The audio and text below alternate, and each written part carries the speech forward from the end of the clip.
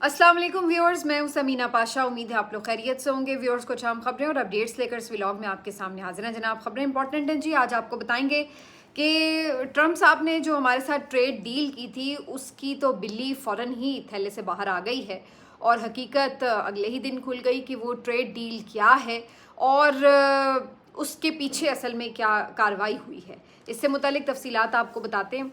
फिर इसके साथ साथ जी पीटीआई का प्लान क्या है 5 अगस्त का। आज तहरीक तहफ़्फ़ुज़ आईन पाकिस्तान का जो इजलास है वो जारी है और उसमें बहुत से दीगर अहम लोग यहाँ पर शिरकत करने के लिए आए हैं। हर कोई अपनी ज़ाहिर बात कर रहा है, लेकिन पीटीआई के लोगों को ख़ास तौर पर इस बात का इंतज़ार है कि 5 अगस्त का लाहेअमल क्या दिया जाएगा। आज बैरिस्टर गौहर साहब ने जो वहाँ पे गुफ्तगू की है उससे तो लाहेअमल की समझ आ गई है कि क्या देने जा रही है, लेकिन क्या वो उस लाहेअमल से मुताबिकत रखती है जो इमरान खान साहब एक्सपेक्ट कर रहे हैं, इसके ऊपर भी बात करेंगे। और फिर ये भी आपको बताएंगे कि अली अमीन गंडापुर साहब की एक और रात गए वीडियो आई और एक वजाहती बयान उन्होंने जारी किया। ये सब क्या है इसके ऊपर भी बात होगी। आपसे रिक्वेस्ट है कि चैनल को सब्सक्राइब कर लें अगर अभी तक सब्सक्राइब नहीं किया। तो सबसे पहले जी आपको बताते हैं कि ट्रंप साहब ने ट्वीट किया कि हमारी डील डन हो गई है पाकिस्तान के साथ और जी हम तो पाकिस्तान में जो मैसिव ऑयल रिजर्व्स हैं उनको निकालने में पूरी उनके साथ शराकत दारी करेंगे और इसके साथ साथ जनाब पूरी ट्रेड होगी और क्या पता इंडिया को भी पाकिस्तान बेच रहा हो ये तेल वगैरह। और यहाँ हमारे बहुत से लोग जो हैं वो भंगने डालना शुरू हो गए। वज़ीर आज़म की तरफ से थैंक यू का जवाब भी चला गया। इसहाक डार साहब ने भी ट्वीट किया और कहा कि जी बिल्कुल सही बात है, हमारी ट्रेड डील जो है वो कंफर्म हो चुकी है। तफसीलात किसी तरफ से बताई नहीं जा रही थी कि आखिर इस ट्रेड डील में क्या क्या शामिल है और किन शराइत के ऊपर ये डील डन हुई है। हर कोई इसी इंतज़ार में था। कल के मुख्तलिफ टॉक शोज़ में बड़े बड़े एंकर साहिबान और सहाफ़ियों ने भी यही सवाल उठाए कि हमें बता तो दें तेल निकल कहाँ से रहा है, हमें ये तो बता दें कि डील तय क्या हुई है, तफसीलात तो कोई शेयर कर दें। लेकिन हर तरफ खामोशी थी और हुकूमती वज़ीरों के पास इसका कोई जवाब नहीं था कि आखिर इसकी तफसीलात क्या हैं। ऐसा लग रहा है कि जैसे किसी को पता ही नहीं है कि तफसीलात क्या हैं और बस ऊपर ही ऊपर कोई ज़बानी कलामी बातचीत हो गई है। ये सूरत हाल ज़्यादा देर चली नहीं थी कि इतने में ख़बर ये आई कि जनाब पाकिस्तान अमेरिका से तेल खरीदने जा रहा है और इस सिलसिले में मामला तय भी पा गए हैं। पहला जो इस सिलसिले में बेड़ा है वो पहुंचेगा पाकिस्तान के पास और अक्टूबर में पहली शिपमेंट जो है तेल की वो पाकिस्तान के पास अमेरिका से आएगी, जो तकरीबन 1 मिलियन बैरल खाम तेल है जो पाकिस्तान पहुंचेगा और पहली खेप जो है ये अक्टूबर में आएगी। अब आप अंदाज़ा लगाइए कि पाकिस्तान जो कि ये सोच रहा था कि पता नहीं इंडिया भारत हमसे तेल खरीदेगा आने वाले दिनों में और उसकी वजह ये कि हमारे मुल्क में तेल निकल आया है, तो कहानी आगे से ये निकली कि जी हमारे मुल्क के तेल का तो पता नहीं लेकिन अवाम का तेल ज़रूर निकल रहा है। क्योंकि जब आप इतनी दूर से तेल अपने मुल्क में लेकर आएंगे, दरामद करेंगे, तो फिर उसके बाद ज़ाहिर है उसकी कॉस्ट तो बहुत बढ़ जाएगी। अभी तक की सूरत हाल ये कि पाकिस्तान जो अपने करीबी ममालिक हैं उनसे तेल दरामद करता है। ज़ाहिर है पाकिस्तान के पास फ़िलहाल तो ऐसे कोई ऑयल रिजर्व्स नहीं है जहाँ से वो अपनी ज़रूरियात पूरी कर सके, तो उसके लिए उसे तेल दरामद करना पड़ता है। और ज़्यादातर ये जो तेल की दरामद है आपको पता है गल्फ़ से होती है, सऊदी अरब से हमें तेल मिलता है। दीगर जो हमारे आसपास के मुल्क हैं उनसे इमरान खान के दौर में कोशिश हुई थी कि रूस से भी हम ख़रीद सकें सस्ता तेल, लेकिन वो फिर दरमियान में ही रह गई। बाद में पीडीएम की हुकूमत आई तो उन्होंने कहा जी हमने वो डील कर ली है, लेकिन आज तक रशिया से कौन सा तेल आया है ये हमें नहीं पता चल सका, तो लिहाजा वो भी बात हवाई बात ही निकली। लेकिन अब खबर ये आ रही है कि जी अमेरिका जो कि 7 समंदर पार है, पाकिस्तान से इंतहाई दूर है, वहाँ से जो तेल है वो आएगा। अब कोई भी अक्लमंद ये सोचने पे मजबूर है कि पाकिस्तान को आखिर इतनी क्या मुश्किल आन पड़ी है कि इतनी दूर से वो तेल मंगवाने के ऊपर राज़ी हो रहा है। भाई अगर आपकी जो ज़रूरियात हैं वो आपके आस पड़ोस के ममालिक से पूरी हो रही हैं तो आप क्यों इस कदर दूर से वो तेल मंगवा रहे हैं। ज़ाहिर है जितनी दूर से वो तेल आएगा उतनी ज़्यादा उसकी जो कॉस्ट है वो बढ़ जाएगी और फिर आपको और महंगा तेल पड़ेगा वो। तो आखिर ऐसी क्या दरवाजे में आपके हाथ आया हुआ है कि आपने लाजमी अमेरिका से तेल मंगवाना ही मंगवाना है। दूसरा ये भी पता चला जनाब कि हम इधर ये सोच रहे थे कि हम दुनिया को तेल बेचेंगे, पता ये चला कि अमेरिका साहब ने होशियारी से पाकिस्तान को ही अपना तेल जो है वो बेच दिया है। और इसके साथ साथ ये भी आज सुबह खबर आई कि पाकिस्तान के ऊपर 19% टैरिफ भी आयद कर दिया गया है। अब इसके ऊपर फिर कोशिश की हुकूमत के बहुत से हामी सहाफ़ियों ने कि किसी तरह इसको भी एक कामयाबी बताया जाए। उसकी वजह यह है कि चंद दिन पहले अमेरिका ने भारत के ऊपर 25% टैरिफ आयद किया है। तो वो ये इस तनाजुर में उसको कामयाबी बता रहे हैं कि देखिए जी, इंडिया को तो उन्होंने 25% जो है वो टैरिफ दिया, हमारे पास 19% तक आया है, यानी हमें तो बड़ी कंसेशन मिल गई है। तो वो ये बताने की कोशिश कर रहे हैं कि ये भी हमारी बड़ी कामयाब हिकमत अमली है, ये हमारी जो उनके साथ निगोसिएशंस हुई हैं ये उसका नतीजा है। जबकि अगर देखा जाए तो 19% टैरिफ भी कोई कम टैरिफ तो है नहीं, वो भी अच्छा खासा टैरिफ है। दूसरी बात ये है कि जो आपकी दीगर ममालिक हैं जनूबी एशिया के, उनके हिसाब से देखा जाए तो बांग्लादेश को 20% टैरिफ मिला है, बाकी भी जो जनूबी एशिया के ममालिक हैं उनको कोई इतना सस्ता टैरिफ नहीं मिला। लेकिन अफ्रीका वगैरह के ममालिक को ट्रंप ने इससे बहुत कम टैरिफ भी दिया है, किसी को 15% दिया है, किसी को तो 10% तक भी दिया है। तो कहने का मकसद ये है कि इसका मतलब है कि मज़ीद भी ट्रंप साहब कम कर सकते थे टैरिफ, लेकिन उन्होंने इतना कम नहीं किया। फिर भी 19% तो फिर भी आपको देना ही पड़ेगा।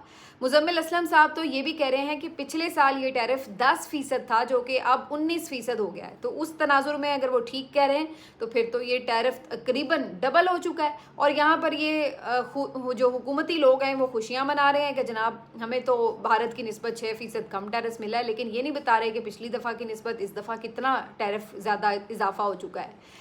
तो ये एक तो कहानी निकली। और तीसरी खबर इस सिलसिले में ये भी है जो कि शहबाज राना साहब की खबर है और अखबार में छपी भी है। उनके मुताबिक उल्टा ट्रंप साहब ने 5% अपना जो वहाँ पे अमेरिका का टैक्स था वो माफ़ करवा लिया है। कौन सा? जो ऑनलाइन ख़रीदारी के ऊपर पाकिस्तान के हवाले से पाकिस्तान को पेमेंट होती थी। तो अब अमेरिका ने वहाँ निगोसिएशंस में वो जो टैक्स था उसको वेव ऑफ करवा लिया है। और उसकी वजह से भी अब सूरत हाल ये होगी कि जो वो पैसे पाकिस्तान के पास आते थे ऑनलाइन ट्रेड के लिए, वो भी पैसे अब पाकिस्तान के पास नहीं आएंगे। और एक अंदाजे के मुताबिक ये रकम भी अरबों रुपए में थी। तो ट्रंप ने सारे जो फ़ायदे हैं वो खुद उठाए हैं, पाकिस्तान को इस्तेमाल किया है इंडिया के ऊपर प्रेशर डालने के लिए, नंबर 1। नंबर 2 ये कि पाकिस्तान से अपने लिए आसानियाँ उसने तलाश कर ली, पाकिस्तान को ज़बरदस्ती अपना तेल भी बेच दिया है। और दूसरी तरफ जो पाकिस्तानी हैं वो बिला वजह ये सोच रहे हैं कि जी हम तो बड़े फ़ायदे में हैं, जबकि देखा जाए तो हम उनके साथ जो ट्रेड डील कर रहे हैं उसमें पाकिस्तान का कोई खातिर खा फ़ायदा तो फ़िलहाल तक नज़र नहीं आ रहा। दूसरी बात यह है कि मुझे लग रहा है कि हकीकी आज़ादी तो इस वक्त इंडिया हासिल कर रहा है अमेरिका से। उसकी वजह यह है कि अमेरिका ने तो ये भी कोशिश की कि इंडिया को जो है वो अपना असलहा और तैयारे वगैरह बेचे जाएं, लेकिन आज खबर ये आई है कि इंडिया ने कहा है कि हमें F-35 तैयारे जो हैं वो उनसे ख़रीदने में कोई दिलचस्पी नहीं है अमेरिका से। और आज डोनाल्ड ट्रंप साहब की ये ट्वीट भी आई कि जी देखिए मैंने तो इतना इंडिया का ख्याल किया है, इतना उनके साथ मैंने ताल्लुकात उस्तवार किए और मोदी की भी मैंने बड़ी रिस्पेक्ट की। और मैंने एक दफ़ा फिर कहा मैंने जी ये तो वॉर भी बंद करवा दी, लेकिन नरेंद्र मोदी के मुंह से तो एक शुक्रिया का लफ्ज़ तक नहीं निकला। तो वो बड़ा गिला शिकवा करते नज़र आ रहे हैं कि मुझे तो नोबेल इनाम मिलना चाहिए और ऊपर से मोदी साहब हैं कि वो तो मेरा शुक्रिया तक नहीं अदा कर रहे। तो बज़ाहिर ऐसे लग रहा है कि ट्रंप ने जितना भी प्रेशर डाला है इंडिया के ऊपर, इंडिया ने बहरहाल उसको रिस्पॉन्ड नहीं किया, ना उसके ऊपर वो इरिटेट होकर उन्होंने कोई जज्बाती रद्दमल दिया है और ना ही उन्होंने उससे मरूब होके फ़ौरन उसके कदमों में लेट गए हैं। तो उन्होंने दोनों ही काम नहीं किए, वो बड़े आराम से एहतियात से अपने तरीके से चल रहे हैं। जबकि पाकिस्तान ऐसा लग रहा है कि चूँकि ट्रंप साहब की खुशनुदी चाहता था कि ये जो हुकूमत अब आई है ये कहीं इमरान खान की रिहाई का मुतालबा ना कर दे, इंसानी हुकूक की जो खिलाफ वर्जियाँ हैं उसके ऊपर सवाल ना उठा दे, तो इन्हें ये ख्वाहिश थी कि किसी तरह इन्हें कबूलियत मिल जाए। और इस कबूलियत को हासिल करने के लिए ये किसी भी तरह की डील के लिए ट्रंप के साथ तैयार हैं। मुझे तो अब थोड़ा सा खौफ भी आ रहा है कि ना जाने इसी खौफ के तनाजुर में कि ट्रंप कहीं ये ना कह दे वो ना कह दे के चक्कर में और ट्रंप को खुश करने के चक्कर में ये ऐसा ना हो कि इस तरह की कोई डीलें और करें कि जिससे उल्टा खुदा न खास्ता पाकिस्तान के मफाद को नुकसान पहुंचे। तो ये अब एक जो है उल्टा कंसर्न की बात जो है वो बन चुकी है। लेकिन बहरहाल जी बिल्ली थैले से बाहर आ गई है। फिलहाल तक तो हमें कोई ऐसी खबर नज़र नहीं आ रही जिससे हमें ये लगे कि पाकिस्तान ने कोई बहुत ज़्यादा फ़ायदा उठा लिया है। अगर ये टैरिफ को मैं मान भी लूँ कि ये कम है तो तब भी एक्सपोर्ट्स में फ़ायदा पाकिस्तान को तब होगा जब आपकी टेक्सटाइल मसनूआत वगैरह जो कि हम एक्सपोर्ट करते थे उसमें आपकी प्रोडक्शन उतनी हो। आपकी तो इंडस्ट्री सारी बिल्कुल ज़मीन बोस हुई पड़ी है। क्यों? आपकी जो कॉस्ट है, आपकी बिजली इतनी महंगी है, आपके पास इस वक्त सूरत हाल ये है कि आपके जो पावर लूम्स हैं वो बंद हुए पड़े हैं, तो आपने वहाँ पर बेचना क्या है? आपको सस्ता तो वो बेच लें, चलो मान लिया कि वो आपसे सस्ता ख़रीद लेंगे या महंगा ख़रीद लेंगे, लेकिन कम से कम आप ये तो बताएं कि वो आप बेचेंगे क्या जब बनेगा ही कुछ नहीं। तो इस वक्त तो आपकी जो इंडस्ट्री है वो बैठ गई है, क्योंकि आपका जो कॉस्ट है इंडस्ट्री की वो बहुत ज़्यादा बढ़ चुकी है। तो ये तो इस वक्त तक की सूरत हाल है। बाकी अब आ जाते हैं ज़रा पॉलिटिकल सिचुएशन की तरफ। तहरीक तहफ़्फ़ुज़ आईन पाकिस्तान के तहत जो कॉन्फ्रेंस 2 रोज़ा जारी थी, उसका आखिरी रोज़, और आज के रोज़ शुरू में तो कोई पीटीआई का रहनुमा नज़र नहीं आ रहा था। उसकी वजह बड़ी साफ़ थी और समझ में आने वाली भी थी कि ज़ाहिर है यहाँ पे कोई भी आएगा तो हर एक के तो वारंट निकले हुए हैं, तो उन्हें फ़ौरी गिरफ्तार करने पुलिस पहुँच जाती। तो आज के दिन ज़्यादातर जो उनके रहनुमा हैं वो बेचारे ज़मानतें करवाते फिर रहे हैं, राहदारी ज़मानतें ले रहे हैं। पेशावर हाई कोर्ट अक्सर लोग देखे गए। आज सलमान अकरम राजा साहब ने भी वहाँ से राहदारी ज़मानत हासिल की है, हिफाजती ज़मानत हासिल की है कि जनाब कहीं पे भी इन लोगों की अरेस्ट ना किया जा सके, क्योंकि इन सब के नाकाबिले ज़मानत वारंट गिरफ्तारी जो हैं वो जारी हुए पड़े हैं और बाकी लोगों को सज़ाएं हो चुकी हैं। तो लिहाजा वो सज़ाएं याफ्ता हैं तो वो भी कहीं नज़र आएंगे तो वो भी धर लिए जाएंगे। तो इसलिए ये तमाम जो क़यादत है वो अब आपको बिल्कुल ऑन ग्राउंड उस तरह नज़र नहीं आ रही है, और इसीलिए आज तहरीक तहफ़्फ़ुज़ आईन पाकिस्तान का जो इब्तदाई सेशन था उसमें कोई भी शख्स नज़र नहीं आया। अलबत्ता आज के रोज़ आसमा शराजी साहिबा तशरीफ़ लाई हुई थी, हबीब अकरम साहब थे, बाकी जो इनके रहनुमा हैं वो तो ज़ाहिर है जो मुख्तलिफ छोटी जमातें हैं उनके लोग तो मौजूद ही थे, लेकिन साथ साथ आज ईमान मज़ारी भी पहुंची और साथ ही साथ मारंग बलोच की बहन नादिया बलोच भी यहाँ पर आज इस कॉन्फ्रेंस में शिरकत कर रही थी, और मोहसिन दावड़ ने भी इसमें शिरकत की है। तो हर तरह की मुख्तलिफ आवाज़ों को इस कॉन्फ्रेंस में इन्वाइट किया गया और उन्होंने अपनी अपनी बात की। ज़ाहिर है जो मीडिया के लोग हैं वो अपने मीडिया के हवाले से बात कर रहे हैं, जबकि जो पॉलिटिकल पार्टीज़ हैं वो उस हवाले से बात कर रही हैं। तो यहाँ पर जो नादिया बलोच हैं, मारंग बलोच की सिस्टर, उनकी तरफ से ये बात की गई कि आपने इस कॉन्फ्रेंस का नाम तहरीक तहफ़्फ़ुज़ आईन पाकिस्तान रखा है, लेकिन आइन है कहाँ पाकिस्तान में? आइन तो शायद आपके पास यहाँ इस्लामाबाद में किसी अलमारी के अंदर पड़ा हो, लेकिन हमारे लिए तो आइन जो है वो कहीं दिखाई नहीं देता। आइन की कहाँ है कोई अमलदारी जो हमें दिखाई दे बलूचिस्तान में? तो ये बड़ी उनकी गहरी बात थी। आज ईमान मज़ारी ने भी दबंग खिताब किया और उन्होंने भी ये बात की कि जो जजेस फ़ौज के आगे खड़े हो सकते थे उन जजेस को साइड लाइन कर दिया गया, उनको हटा दिया गया, और ये जो इजारादारी है ये अब मुसलसल बढ़ती बढ़ती बढ़ती यहाँ तक आ गई है कि मौजूदा जो शक्ल है आइन की वो बिल्कुल बिगड़ चुकी है। तो मुख्तलिफ रहनुमाओं का ये खिताब जो था वो आज के दिन भी जारी था।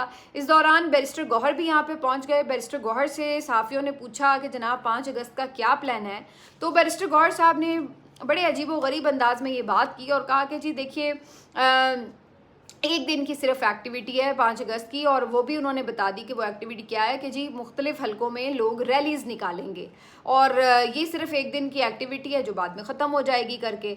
तो इस पे सहाफ़ी ने पूछा कि इमरान खान साहब तो कह रहे थे ये मुसलसल एक तहरीक होगी और ये टेस्ट मैच होगा, आप कह रहे हैं ये वनडे मैच होगा। तो इस पर उन्होंने कहा कि जी इन्होंने कहा कि नहीं, ये सियासत में कोई वनडे टेस्ट मैच नहीं होता, ये एक दिन की एक्टिविटी है। तो उस पर उन्होंने कहा सहाफ़ी ने कि जनाब ये तो इमरान खान साहब ने खुद कहा है कि वनडे मैच टेस्ट मैच की इस्तिलाह तो वो खुद इस्तेमाल करते हैं।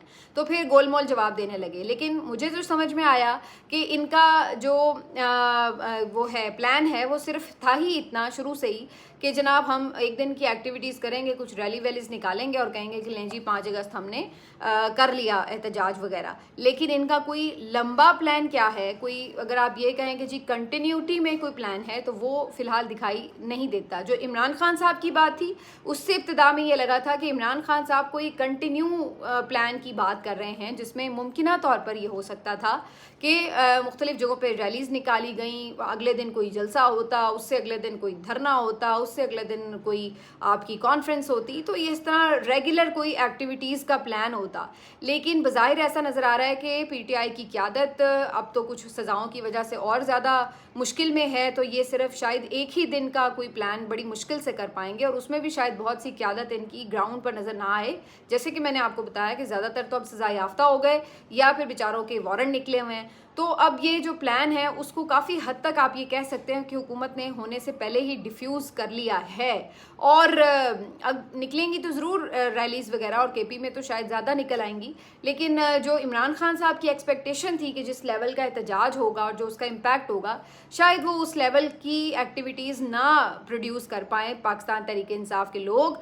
और बैरिस्टर गौहर की बात से तो आज बिल्कुल वाज़ेह है कि उनका कोई आगे भी लॉन्ग टर्म प्लान नहीं है एक्टिविटीज़ का। अगर जो वो कह रहे थे कि बाद की कोई एक्टिविटी हुई तो वो बाद में लाएमल दे देंगे, तो वो बाद में लाएमल कैसा देते हैं वो आपको भी पता है। ये 5 अगस्त की डेट भी अगर इमरान खान ने ना दी होती तो मैं शर्त लगा के कह सकती हूँ कि इन्होंने ये 5 अगस्त से को भी खुद से कोई एहतजाज नहीं करना था, क्योंकि इन लोगों का ट्रैक रिकॉर्ड ये आपको बता रहा है ना। ये आपको रमज़ान में कहते थे कि रमज़ान के बाद एहतजाज होगा, नहीं हुआ। ये कहते थे जी ईद के बाद होगा, नहीं हुआ। फिर इन्होंने कहा जी बड़ी ईद के बाद होगा, नहीं हुआ। फिर इन्होंने कहा जी हम आशूरा के बाद जो है वो अनाउंस करेंगे, नहीं अनाउंस किया, ना एहतजाज हुआ। आखिरकार इमरान खान साहब को खुद ही एक और डेट देनी पड़ी, और अब जब उन्होंने वो डेट दे दी तो अब इनकी मजबूरी बन गई है कि चलो जी अब कुछ ना कुछ एक्टिविटी तो हमें 5 अगस्त को करनी पड़ेगी, वरना अगर इनके हवाले से होता तो ये तो टाइम को सिर्फ आगे आगे आगे कर रहे हैं, और कोई उस तरह का एहतजाज जो है ये अभी तक प्लान नहीं कर सके। जो आखिरी एहतजाज पीटीआई की तरफ से हुआ था वो 8 फरवरी को हुआ था, और उसके बाद अब तकरीबन 5-6 महीने गुजर चुके हैं, और ये 5 अगस्त को अब अगली एक्टिविटी। तो तहरीक में ये नहीं हो सकता कि इतना इतना लंबा गैप आप दें और आप कहें कि जी आप बड़ी तहरीक बर्पा किए होते हैं। तहरीक का मतलब क्या होता है कि आप मुसलसल सड़कों पर हैं, जिसकी वजह से हुकूमत वक्त के ऊपर प्रेशर आता है कि हमने इस मसले को हल करना है। अगर ये शायद उसी वक्त से मुसलसल प्रेशर बना के रखते तो ये अदालतों के फैसले आने से पहले शायद कोई निगोसिएशंस होती, शायद कोई बात पीटीआई भी अपनी मनवाने में कामयाब होती। लेकिन जब आप लेटे ही रहेंगे और जब उनको किसी बात पे मजबूर ही नहीं कर सकेंगे तो फिर अल्टीमेटली वो तो आपके ऊपर मज़ीद प्रेशर बढ़ाएंगे, और उन्होंने यही किया है। तो सीधी बात है जुर्म ज़ईफ़ी की सज़ा मर्ग मफाजात। अगर आप कमज़ोरी दिखाते हैं तो अगला जो ताकतवर है वो तो पहले ही ताकत के नशे में बदमस्त हाथी बना हुआ है, वो तो आपको रौंदेगा और कुचलेगा, और वो यही कर रहे हैं। अब पीटीआई 5 अगस्त को भी इस वजह से ज़ाहिर एहतजाज में उस तरह जान नहीं डाल सकेगी, और एक दिन का एहतजाज करके ये लोग फिर इधर उधर छुई मुई होकर बैठ जाएंगे अगर, तो फिर तो बहुत दूर की बात रह गई कि इमरान खान की रिहाई वगैरह। हालांकि इमरान खान ने तो वाज़ेह कहा है कि जनाब आप ये गिरफ्तारियों से ना डरें, मैं भी तो बैठा हुआ हूँ जेल में, ज़्यादा से ज़्यादा क्या होगा, गिरफ्तार होंगे जेल जाएंगे तो इससे क्या फ़र्क पड़ जाएगा, मैं नहीं बैठा हुआ, मैं इतनी सख्त जेल जो है वो काट रहा हूँ, मेरी बीवी इतनी सख्त जेल काट रही है और हम 2 साल से काट रहे हैं, तो अगर आप भी आ जाएंगे जेल में तो कौन सी ऐसी बड़ी बात है। तो इमरान खान साहब ने तो इस लेवल पे बात की हुई है, लेकिन जाहिर है बाहर भी लोग चाहिए तो फिर ही तहरीक आगे चलेगी। अगर सब जेलों में ही बैठ जाएंगे तो फिर तहरीक भी कैसे आगे चलेगी। लेकिन ये सारी कहानियाँ और इसमें बहुत से गरीब कारकुन भी फंसे हुए हैं। आज ये खबर आई है सरगोदा की अदालत से जो सजाएं हुई हैं उसमें गरीब कारकुन मोहम्मद इस्माइल को तकरीबन 25 साल यानी ऑलमोस्ट उम्र कैद की सज़ा सुना दी गई है। ये भी खबर पता चली है कि इसी कारकुन को किसी दूसरे मुकदमे में बरी कर दिया गया है। उसी तरह के इल्ज़ामात और शवाहिद उस वक्त भी थे उस दूसरे मुकदमे में, लेकिन इस मुकदमे में उसको 25 साल की सज़ा सुना दी गई है। अब ये कितनी तकलीफ दे बात है, मतलब एक तरह से देखा जाए तो पूरी उम्र ही आपने एक बंदे की ज़ाया कर दी है। तो एहतजाजों के ऊपर इतने बड़ी सज़ाएं नहीं होती। अगर आप एहतजाज भी करते हैं, आपने कोई नुकसान भी किया है, तो आम तौर पर इस तरह नहीं होता कि पूरी पूरी उम्र कैद की सज़ाएं हो जाएं। तो आप अंदाज़ा लगाइए कि किस लेवल का इंतकाम लिया जा रहा है और किस लेवल का डरावा बिठाया जा रहा है बाकायदा लोगों के दिलों में कि जनाब देखो अगर कोई बाहर निकला तो उसकी तो पूरी ज़िंदगी हम जो है वो ख़त्म करके रख देंगे, तबाही करके रख देंगे। तो ये बेसिकली इस तरह की सज़ाएं देने का मकसद फस्तायत के दौर में यही हुआ करता है कि दूसरों के दिमाग में जो है वो एक टेरर जो है वो बिठा दिया जाए। ये जी सारी सिचुएशन है अभी तक की। आखिर में अली अमीन गंडापुर साहब की भी बात कर लेते हैं, जिन्होंने रात गए एक और वीडियो जारी की। वजारती बयान था बेसिकली कि जो फैटफ के मामले पर इंडियन मीडिया और बाकी पाकिस्तानी मीडिया में भी ये बात रिपोर्ट हुई कि उनके बयान के ऊपर इंडिया ने जो है वो फैटफ की ग्रे लिस्ट में डालने का मुतालबा कर दिया है। तो उस पर उन्होंने वजारती बयान जारी किया और उसके ऊपर भी वजाहत तो कोई क्या देनी थी, क्योंकि बयान जो उन्होंने दिया था वो तो बड़ा साफ था, उस पर अब वो क्या वजाहत देते। अलबत्ता उन्होंने इंडिया को भी जवाबन बढ़ के सड़कें मार दी कि अब जनाब मैं आपके खिलाफ जाऊंगा और मैं जाके बताऊंगा कि पाकिस्तान में जो दहशत गर्दी हो रही है उसके खिलाफ आप हैं। ये वही बड़कों वाला स्टाइल जो यहाँ पे भी वो इस्तेमाल करते हैं। उन्होंने सोचा शायद इंडिया भी डर जाएगा, उससे मरूब हो जाएगा, तो इंडिया को भी उन्होंने बढ़ के सड़कें मार दी। ये तक कह दिया कि मैं तो कश्मीर भी आपसे आज़ाद करवा लूँगा। तो भाई देख लें, जिससे उन्होंने अपना लीडर आज़ाद करवा लिया है, वो कश्मीर भी आज़ाद करवाने चले हैं। अल्लाह ही खैर करे। मैं तो सोच रही हूँ कि गंडापुर साहब और पता नहीं पूरी दुनिया ही ना फतह करने के ऊपर निकल पड़े। मिलते हैं आपसे अगले वीडियो में, अपना ख्याल रखिए, अल्लाह हाफिज़।